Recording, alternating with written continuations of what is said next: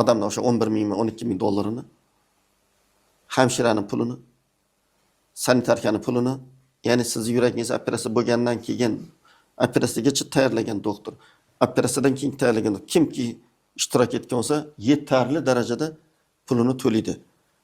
Hamma joyda, butun dunyoda sug'urtali tibbiyot ishlayapti. Nimada?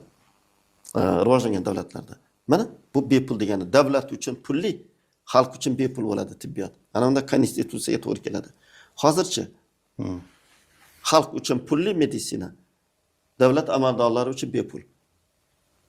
Eng zo'r professorlarni chaqiradi. Juda bo'lmasa, u muftidan tortib qolganigacha borib, nega Yevropada davolanib keladi? Davolansin shu yerda. Yoki Toshkent viloyat hokimi Bo'stonliqda Ohangaronning больницасida yotsin, kelini o'sha yerda tug'sin. O'zi insult, infarkt bo'lsa, o'sha yerda yotsin Ohangaronda. Nega ularga birinchi, ikkinchi davlat statsionari bor? Nega? Ularning shohi bormi? Ular ham odam-ku.